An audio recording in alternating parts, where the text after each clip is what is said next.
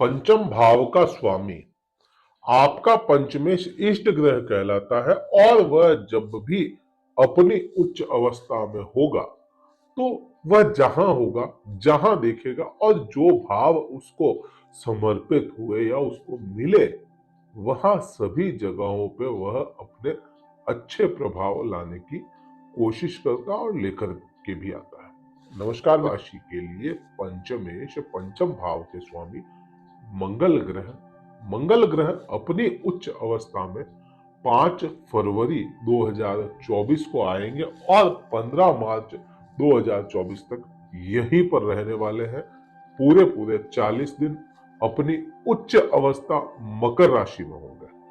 अब उच्च अवस्था में अगर आपका पंचमेश जो इष्ट ग्रह होता है, आपकी कुंडली का गॉड फादर होता है, वह आपके लिए हमेशा कोशिश करेगा आपके प्रभाव अच्छे लेकर के आए।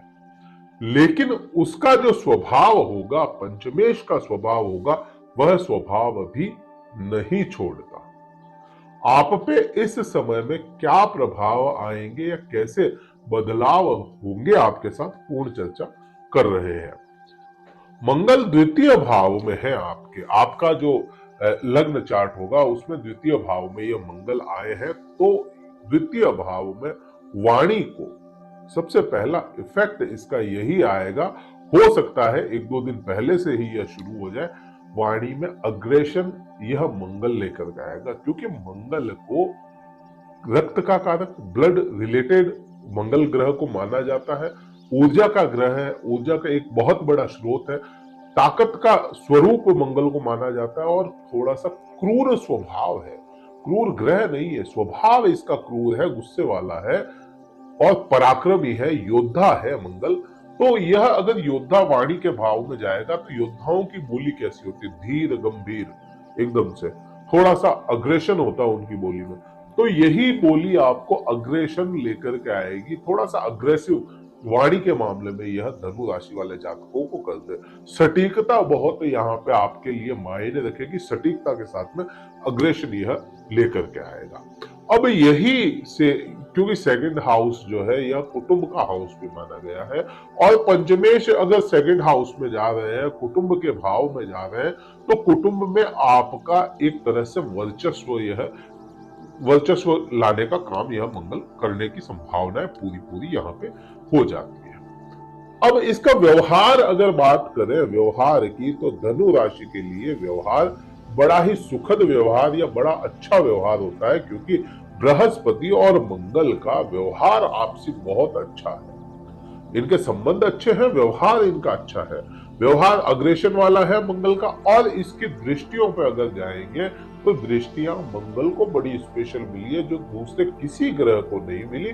चौथी दृष्टि और आठवीं दृष्टि मंगल को स्पेशल मिली है।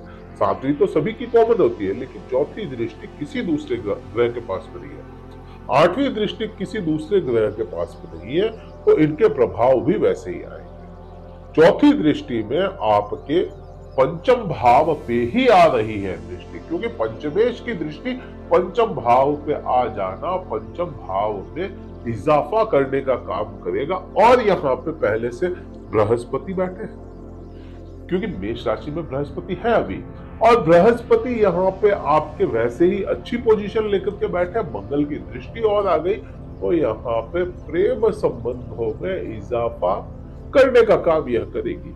अगर किन्हीं के प्रेम संबंधों में परेशानियां आ गई थी, प्रेमी जोड़े बिछड़ गए थे, तो उनका वापस से पैचअप होने का योग बनता है, और नहीं मिलते, अगर वो वापस नहीं मिलते, कोई नया अध्याय शुरू होने के योग यहाँ पे बनते हैं।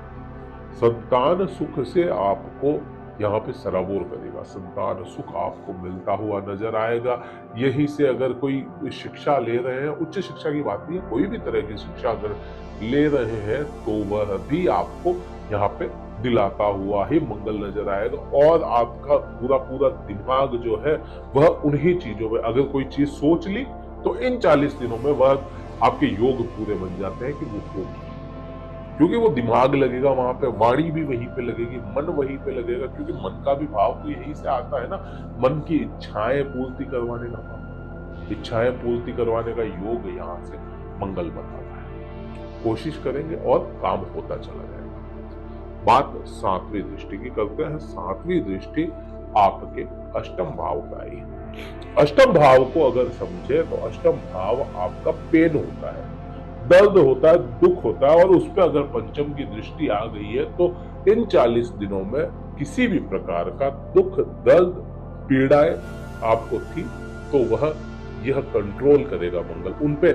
आप इसको ऐसा कह सकते हो कि जो आपके पेन थे उनके बारे में बहुत ज्यादा आप सोचे नहीं, और अगर सोच लिया तो उनको खत्म करने के ही आप पीछे पड़ जाए। यहां आपके ससुराल पक्ष की भी बात आ जाती है। यहां से ससुराल पक्ष के साथ में अग्रेशन अगर है तो उसको आपको कम करना पड़ेगा, अदरवाइज फिर प्रॉब्लम यह मंगल आपको थोड़ी सी दे सकता है। अग्रेशन को ससुराल पक्ष से थोड़ा सा कम करने की कोशिश करें, स्त्री या पुरुष या कोई भी हो, कोशिश यही आपको रखनी चाहिए। बात आठवीं दृष्टि की है। आठवीं दृष्टि बड़ी इंपॉर्टेंट है। यहाँ पे आपके बृहस्पति की भी दृष्टि है, यहाँ पे आपके मंगल की भी दृष्टि, और यहीं पे शनि की भी दृष्टि है, क्योंकि शनि आपके तृतीय भाव। शनि आने वाले समय में अस्त हो रहे हैं, 11 फरवरी को यह अस्त हो रहे हैं, लेकिन उससे पहले के जो 4-5 दिन है उसमें शनि, मंगल और बृहस्पति इन तीनों का मिला जुला भाग्य पे असर रहेगा। लेकिन जैसे ही शनि अस्त होता है तो मंगल अपना काम करेगा, बृहस्पति अपना काम करेगा, और आपके भाग्य से चीजें आपको मिलती चली जाए। भाग्य का साथ आपको मिलता हुआ यहाँ पे मंगल की वजह से भी नजर आएगा। भाग्य में एकदम से बूस्ट आना शुरू हो जाए। पिता के साथ में संबंध आप अच्छे रखिए और रखेंगे, क्योंकि मंगल काम ही वैसा करवाएगा। तो यहाँ पे ये इस प्रकार से प्रभाव आप पे आने हैं। वीडियो कहीं अच्छा लगा हो लाइक कीजिएगा, शेयर कीजिएगा, सब्सक्राइब कीजिएगा। हनुमान चालीसा का पाठ आप कर सकते हैं। पान का बीड़ा आप अपने घर पे बना करके गुलकंद, इलायची, लौंग डाल करके हनुमान मंदिर में समर्पित या चढ़ा आए। आपके लिए यह उपाय बहुत ही ज्यादा अच्छा रहेगा। इस वीडियो में इतना ही। जय हिंद, वंदे मातरम, भारत माता की जय।